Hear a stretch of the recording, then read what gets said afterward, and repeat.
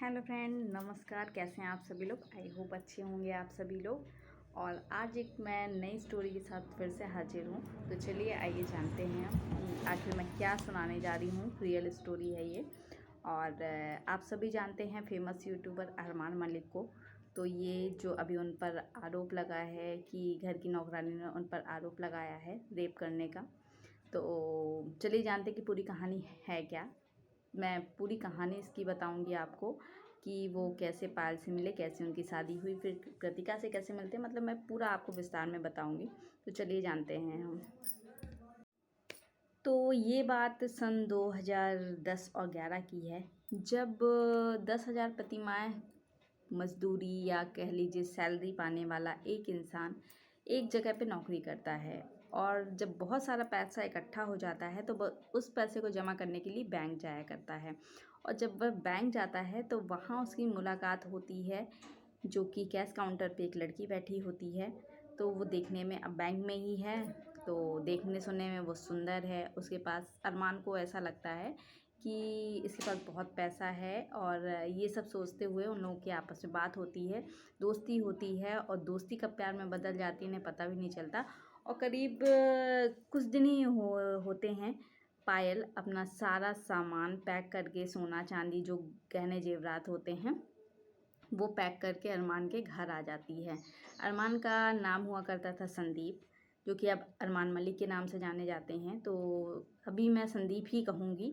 तो पायल जो थी सब अपना गहना जेवर लेके, सारा पैसा वैसा पैक करके उसके घर आ जाती है। तो संदीप उसे बोलता भी है कि ये सब पायल अपने घर रखाओ, मुझे इसकी ज़रूरत नहीं है। यदि तुम शादी करना चाहती हो तो हम शादी ही करेंगे, पर इसकी कोई ज़रूरत नहीं, इसे अपने घर छोड़ाओ। पर पायल नहीं मानती है। और फिर इस बीच उनकी शादी हो जाती है। और शादी के कुछ दिन बाद उन्हें एक बेटा होता है। और जब बेटा 1 साल का हो जाता है, उसका बर्थडे सेलिब्रेशन होता है। तो उस बर्थडे सेलिब्रेशन में एक लड़की आती है। और इस लड़की का सभी कोई जानते हैं, ये भी एक फेमस यूट्यूबर है, अरमान मलिक की दूसरी बीवी कृतिका। और अरमान को कृतिका को देखते ही उससे प्यार हो जाता है। और जैसा कि पायल के साथ हुआ था, बहुत जल्दी जल्दी बातचीत हुई, शादी हुई, प्यार हुआ, मतलब सब जल्दी जल्दी हुआ, वैसे ही कृतिका के साथ भी हुआ। अरमान की उससे दोस्ती हुई, प्यार हुआ, फिर शादी हो गई। और शादी के बाद तो फिर से यहाँ पे बवाल मचता है। अरमान मलिक के इस कहानी पर एक मोड़ आता है कि कोई भी हिंदू सनातन धर्म में दो दो शादियाँ नहीं कर सकता। तो संदीप का कहना है, यानी कि अरमान मलिक का कहना है कि वो जाट जाट समुदाय का है और यहाँ पे मतलब वो शादी कर सकता है। और फिर एक कंट्रोवर्सी होती है, फिर एक नया मोड़ आता है। कहा जाता है कि 2019 में जो उनके घर में एक नौकरानी काम करती थी, वह उसकी जो नौकरानी थी वो 13 साल की लड़की थी। तो उसे काम की ज़रूरत थी, वो अपनी माँ के साथ रहती थी, अपने भाई बहन के साथ रहती थी। और बेरोज़गार था, मतलब उसका पिता नहीं था शायद, तो और उसकी माँ भी बीमार रहती थी।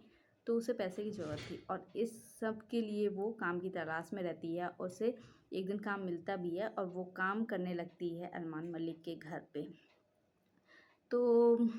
तो इस तरह की 2019 में नौकरानी के द्वारा एफआईआर दर्ज करवाई जाती है रेप की अरमान मलिक के लिए। तो यहाँ पे कहानी आगे मैं बताती हूँ कि बिग बॉस में अरमान मलिक और दोनों पत्नी के साथ, कृतिका और पायल के साथ, वहाँ पे बिग बॉस में शामिल होते हैं।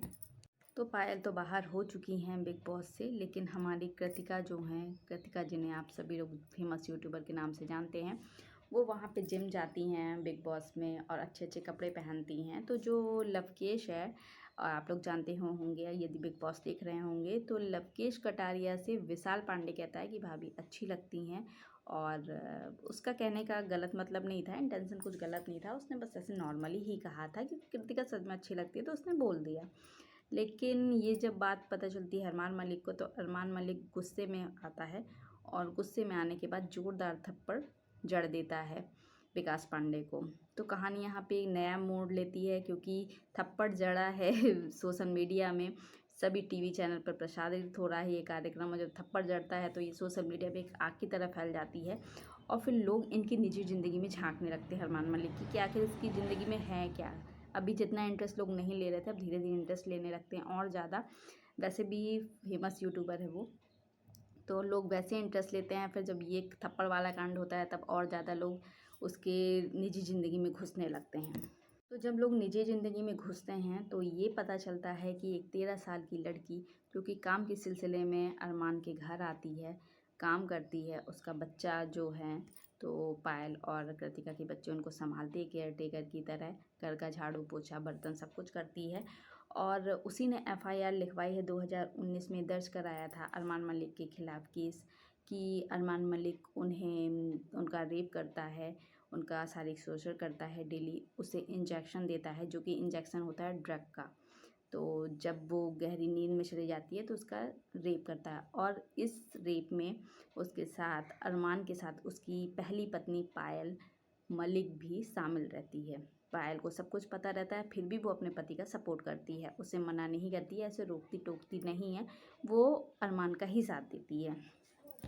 और लड़की द्वारा जब 2019 में केस दर्ज कर दिया जाता है, एक एफआईआर उसके लड़की के ज़रिए वहाँ पे पुलिस स्टेशन में उसके कंप्लेन कर दिया जाता है अरमान मलिक के खिलाफ़, तो वहाँ पे 23 सितंबर 2019 को अरमान मलिक को गिरफ़्तार कर लिया जाता है और वो 14 महीने जेल में रहते हैं। फिर उसके बाद ज़मानत पे बाहर आते हैं और ज़मानत पे बाहर आने के बाद वो अपना नॉर्मल जैसा काम करते हैं, ब्लॉगिंग करते हैं, अपना इंस्टाग्राम चलाते हैं, यूट्यूब चलाते हैं, सारे सोशल मीडिया में वो अपना काम बेहिचक कर रहे हैं, उन्हें कोई परेशानी नहीं है।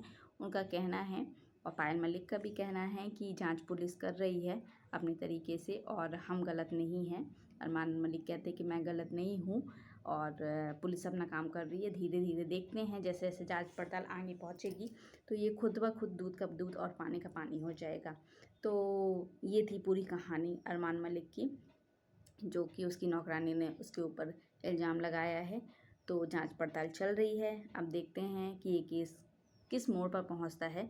तो यदि आपको ये वीडियो अच्छी लगी हो और आप चैनल पर नए हो तो चैनल को सब्सक्राइब करना मत भूलिएगा, और आगे मैं इसी तरह की और कहानियाँ लेकर आती रहूँगी। तो मिलते हैं नेक्स्ट वीडियो में, तब तक के लिए बाय बाय। जय हिंद, जय भारत।